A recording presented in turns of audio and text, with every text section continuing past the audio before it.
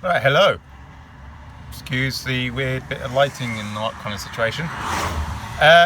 Random short video. I haven't really done a video for a while because it's been too dark. That's one of the reasons. So I've not been able to really do recording. So I'll just I'll do some of that. Almost everyone does at some point in their truck vlogging experiences, and that is a cab tour. Yes, I am doing the cab tour. Wow. So, my truck. I drive a Mercedes Actros 2532 26 ton rigid. It is branded. Let me just close that window actually. It's fogging up, so I had the window slightly open. It's branded in one of the brands that we deliver a lot of. Well, I say we deliver a lot of. I haven't done that much of it, which is ironic. But we deliver a lot of their products. But anyway, and my day-to-day view is, well, this is my day-to-day view. As you can see, I'm kind of parked in a lay-by. It's nice, it's comfortable. I like this Actros. I like it more than the Volvos that we have on fleet. But yeah, got a new wing mirror. Yes. The last one was damaged on the back there, and it had problems with keeping it in position. That's a new wing mirror. Slight problem with it though is that technically, in a way, it's the wrong wing mirror for this truck. It's for the wider cab variants, and this is one of the narrow cab ones. So the little arms, this thing here, are short. And so I don't quite get the view down the side of the truck I want 100%, but it's good enough. But anyway, what I'll do is, so yeah, mirror, new mirror, yay. I'm going to go across the top and work my way around. So anyway, up there we have a locker. It's tiny. I mainly use that only really when I'm tramping, just to store bags, like the big IKEA bag that I have to put all my bedding in. I'll stash it in there, stash dirty laundry stuff out in there. Then this is the bigger of the lockers where I store my lunchbox and paperwork, as well as like the truck's manual is in there as well. Moving around, we have light switches. So this is for the main big lights. I've just pressed that again. And then there's a little one underneath for the little like reading light in front.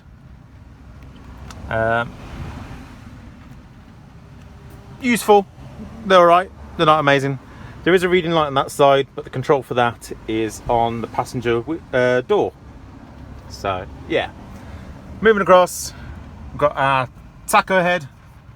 I think this is Stonebridge, if I remember correctly, the one that counts up and not down. I can never remember which one's which, or Samsung. Super simple to use. The confusing thing with this compared to some of them is that it doesn't have an eject button for each individual drawer. You hold down your driver number and then it will eject or open the drawer. But there we go. Moving down, we have my sat nav, which is an Horax, that's how you pronounce it. A Horax 7-inch trucking sat nav. It's not amazing, but it's great. It's good, but it's not amazing. It's hard to explain. It does the job. Map is not as up to date as I'd like it to be, but yet again, does the job. Moving across, try and stop the glare from the camera. This is the app I use, which is called Truck Timer, to help me have a better picture of my taco. So as you can see at the moment, I've marked as being on break, and I've been on break for 8 minutes. But it says how much driving time I've got left, how much working time I've got left, everything. It has a log of everything I've done in that day. It gives me a summary of working time, and so on. I think it was like £2 for a perpetual license for it. Does the job, really does. If the camera keeps shaking, it's because I'm by the side of a road and it's vehicles going past making this truck shake. Yay! Next over we have the company dash cam. All trucks are fitted with them. What more can I say? My 24 volt splitter, which also has two USB ports. That's the charge for my sat nav, and that's what I normally use to run my cameras. Cameras are not up at the moment because, like I said, it's been too dark, so there's no point in me setting up the cameras to try and record. Down in the footwell I have bottles of water, my strap winder, and just some odds and sods. Down there, now, if you end up driving one of these Actros, you'll find that there's 4 of these 24 volt ports. Down there, and you can't quite see it because it's right down there, is a 12 and a 24 volt. 24 volt and 12, I think they're both constant power. When I have the little fridge in here, I run it off the 12 volt socket down there. This is a 24 volt socket here, which is also constant power. This 24 volt socket though isn't, and I learnt that the annoying way. I used to plug the sat nav into that when I first got into this truck, and then every time I turned the truck off or restarted the engine, the sat nav would freak out because it had a loss of power. So that is not constant power. That one is. This, which you can see I have my bin bag hanging off, is for a feature that isn't fitted on the truck, but they still put this in. What it is you can get, I think it's like a fleet management board screen here, and this is the mount for the monitor. The mount's fitted, but they never took up the option for the monitor, so it's just left there, and I think there's exposed wires under there, hence electrical tape hold it all together, and so on. Lots of random storage bits, nice useful pen holder. This is the cab phone. It is locked down to what numbers we can dial. It should be mounted here, but one of the night drivers broke the mount, hence it just sits in one of the cup holders. Speaker for it's down there as well, and it's all right. I mean, that's the microphone for it, I think. It's all right. It's a cab phone. I just normally use the Bluetooth in here. Make your way around, I say, a useful pen holder, cup holder, which is big enough to fit one of my caffeinated beverages. This one actually does a really good job of holding like cups and stuff. These ones down here, they seem a bit shallow, a bit too shallow to hold it, whereas this just seems to have a knack of holding it quite well. Handbrake, I prefer having a mechanical handbrake over the Volvo electric button jobbies. I just prefer having this, and it's literally just pull and lift, and it will glonk, and that turns it off, and then to put it on, you just pull and put it down. Self-explanatory. That's a handbrake. Wow, how a handbrake works. More you know. Sorry. Next, we have some buttons. We've got some blanked off buttons for features that the company could add but not got around to. Then we have this one is to turn off your reversing bleeper. Yeah, self-explanatory. That is auto level. So whenever you've had your cab up or down, the bed, truck, up or down, just press that once and that resets it back to standard ride height. Underneath is the stop button. Now the stop button is there because you can, when you're tilting the cab or the body and doing air, at any point you can stop it and you just press stop and it will hold that position. It's useful. Same as if you're going in back to level ride height, if you suddenly notice in your mirror something's not right, you can hit that or press it really, and that stops the adjustment. So that's kind of ride heighty stuff.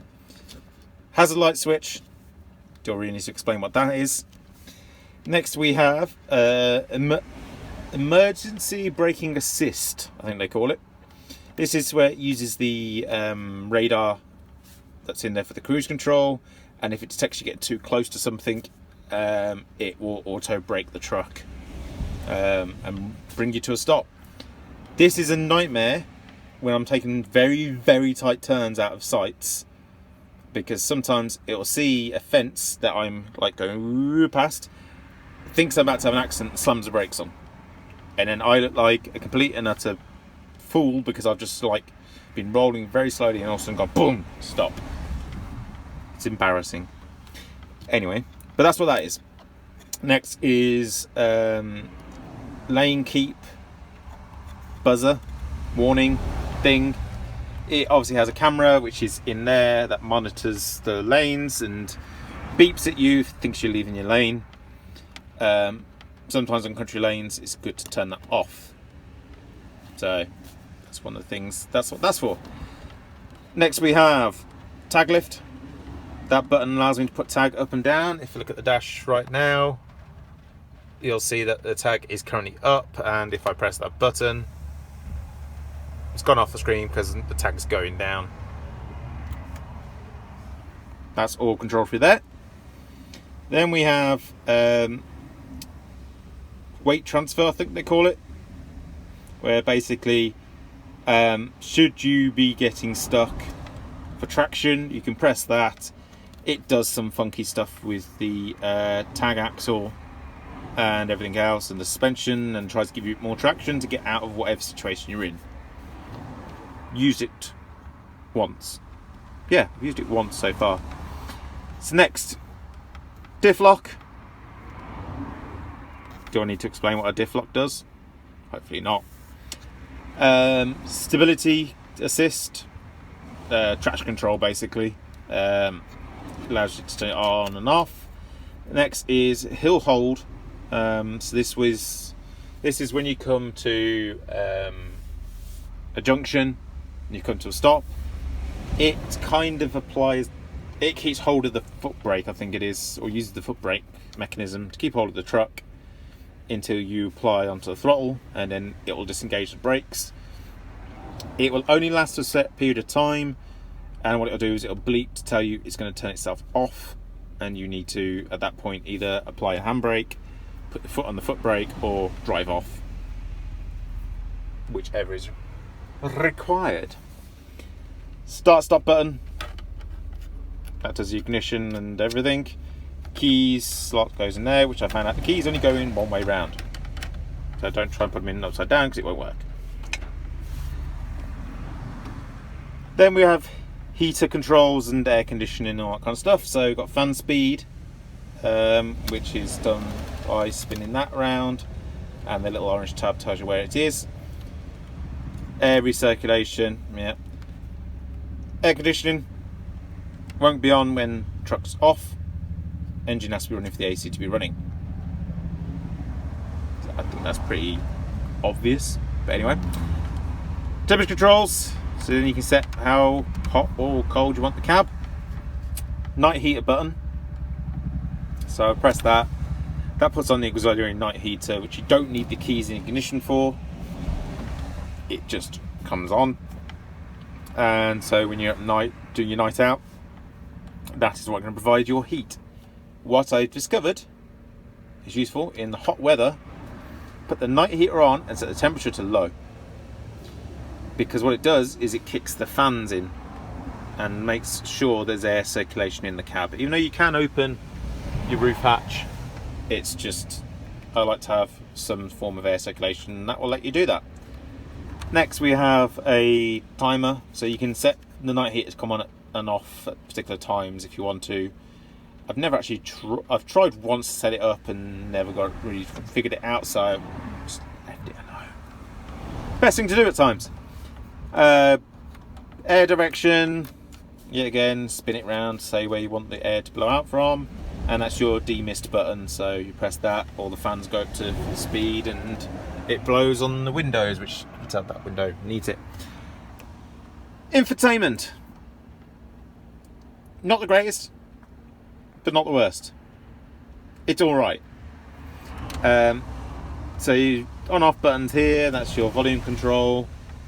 It has a USB port, which is a mini B, so don't know what you're meant to plug into that. Auxiliary input, track, skip stuff, CD eject and mute for the radio, or whatever you listen to, that's your mute button. CD slot. Then this is one of the ways you can control, this is like your main bulk of controls for it. So at the moment it's set to radio 2. Yes, I like to listen to radio 2, deal with it. But if I wanted to switch radio station, I just press what number corresponds with station. If the station I want's not on that list, then I just spin this outer silver dial. Oh, no, sorry. This bit isn't the outer silver dial. I'm being stupid. I press down, and it goes into the other radio stations that it's detected and picked up and all that kind of stuff. That's what that is. If I then press right, it then goes into all the other inputs. Most of the controls are just done through this crosshair. Just need to mute that again. There we go. Now it's muted. If we go across twice, it brings up the telephone. What you can do is you can dial whatever number you need to dial through here, and then press this, and that will connect and do it via the Bluetooth. That's to clear out that. I am not going to go down because I don't want you to, but next button down is your phone book, which when you're in the phone book you can use T9 to search.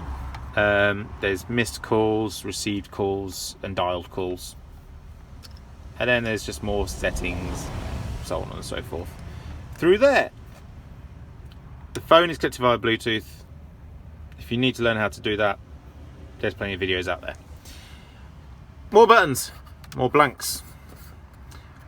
We have Mercedes Assist, which the company hasn't paid for, or it's lapsed. But if you have it, what happens is if you have an issue, you press that button. It does a diagnostic call to Mercedes and says this truck's got an issue and reports what the problem is. And that's for the fleet board thing, which is a feature that we don't have. Storage spaces, I mainly store my car key in it, but you can store like parking tickets and driving license cards, bank cards, stuff like that in there, if need be. Onto the dash and steering wheel. The steering wheel split into two sides. That side is kind of controls for that stuff. That side's more driving and phone.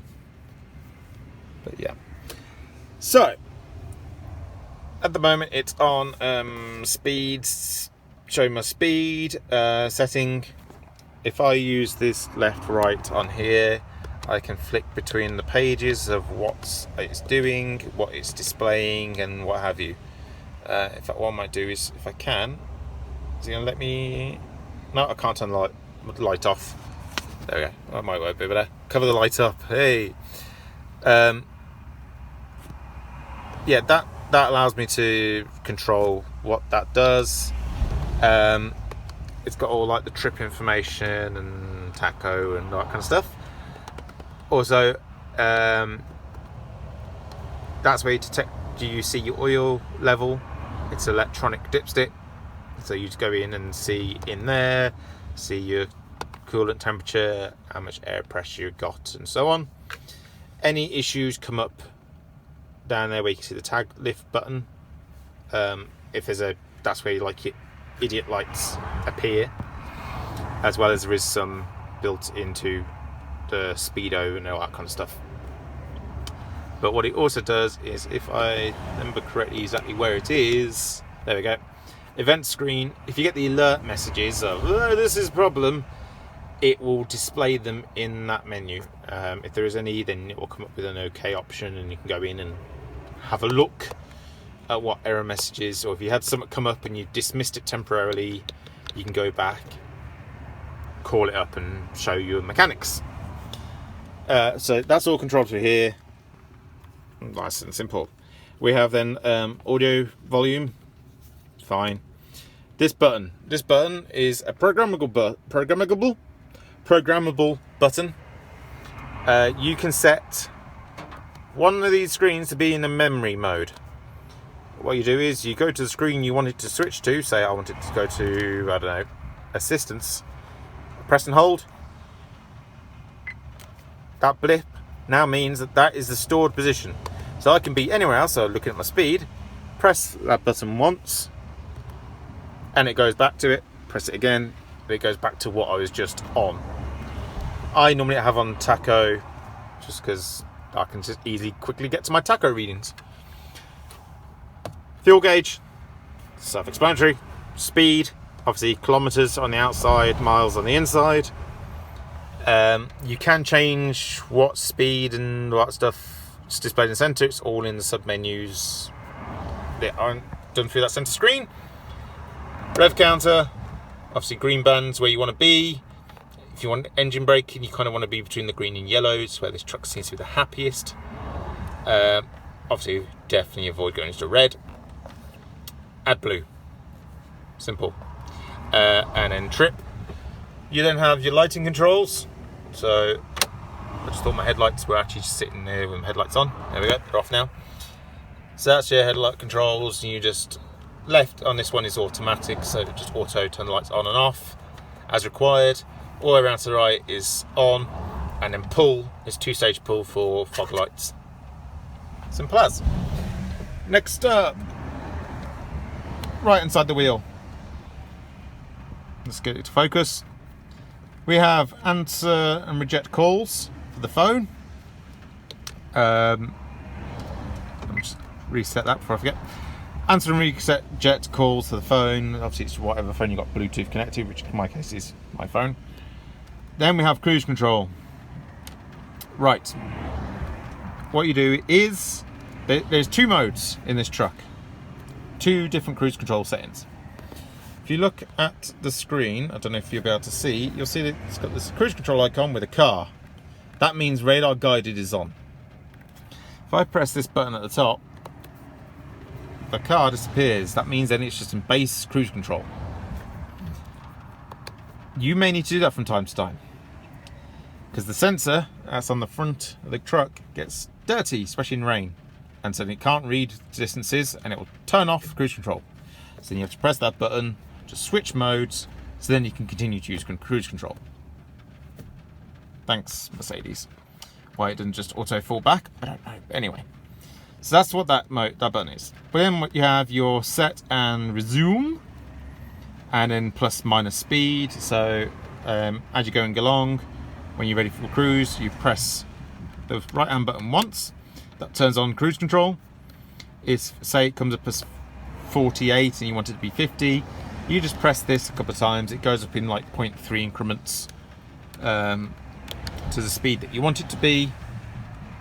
Should you need to disable it, you can either put your foot on the brake or press the off button, and that will turn off cruise control. Once you then need it again, you just press resume, and that will resume the cruise control. And then obviously that's to reduce the speed. So if you're going into a lower speed zone, you just adjust it down using that. This is to turn on speed limiter instead of cruise control, in which case then you just keep your foot on the throttle and it will just go up to that speed limiter. This button is weird. If I press it, you'll see a new display appears. That is for engine speed of PTO. But then press it again. That is for the distance of the radar guided cruise control. Press it again, and that's how much you want it to allow you to go over speed on like a downhill stretch. You just set that and press that button to confirm, and out it goes. And that's what that button is. Other controls. One I'm going to quick use now, which I don't know if you're going to be able to see. Leave that down here. You see that button? Just at the tip of my foot.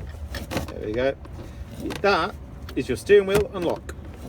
Press it, and then your steering wheel is free to move. Take your foot off, and then your steering wheel's locked. Took me ages to find that the very first time, but there it is. That is your steering wheel unlock lock button. I prefer that to the style where it's on like here, because it just gets a faff. And then Volvos have it above the accelerator pedal, like up here, and it just seems to get in the way. So that's how you move your steering wheel. It's a button, basically where your clutch pedal would be. Underneath, trying to think how to get the best angle for this. we have other controls.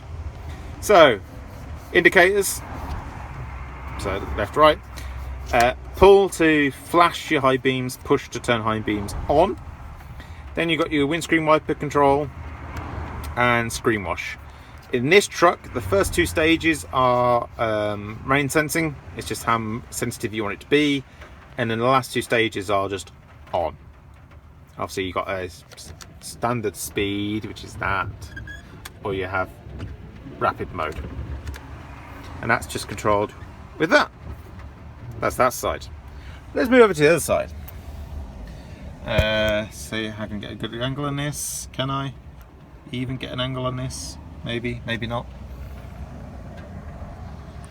Sort of.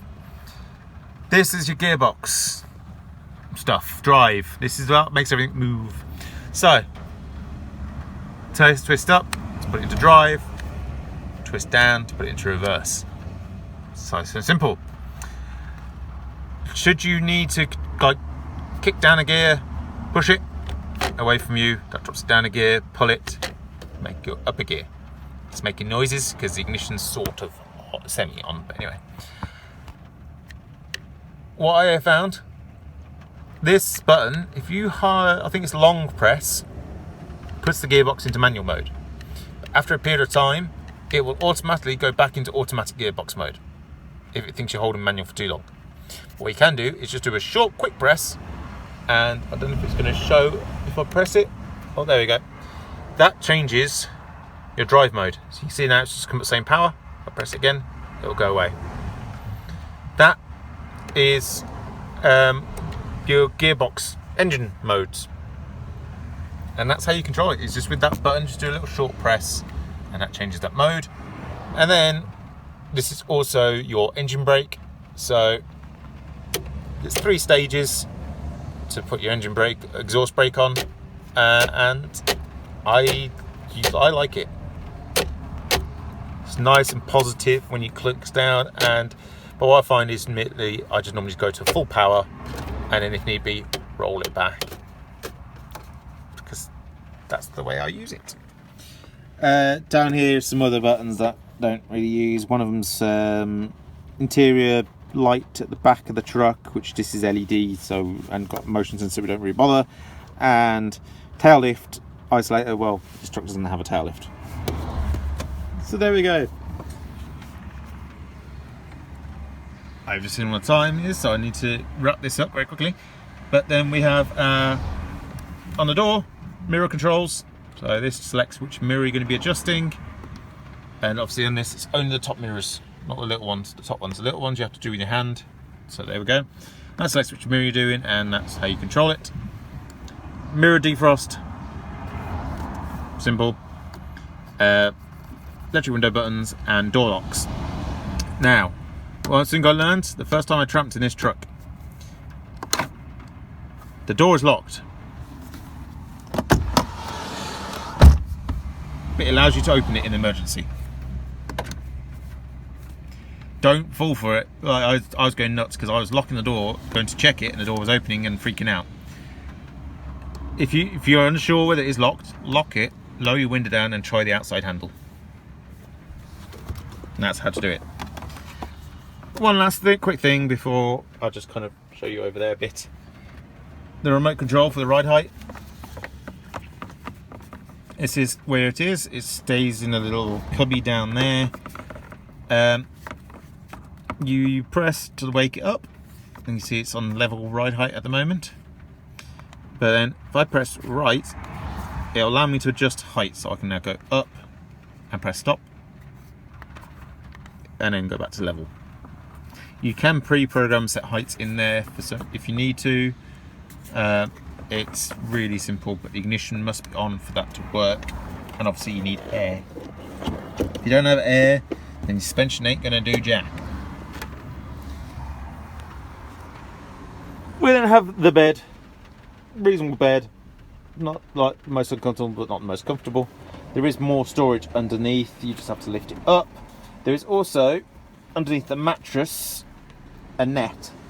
And what that net does, it goes and hooks onto that hoop up there, and just kind of puts like a safety net in. Allows you to throw some stuff on there. It stops it coming off the bed. Some storage shelves, the curtains. There is also over there controls for the radio and night heater and lights, as well as a little reading light as well.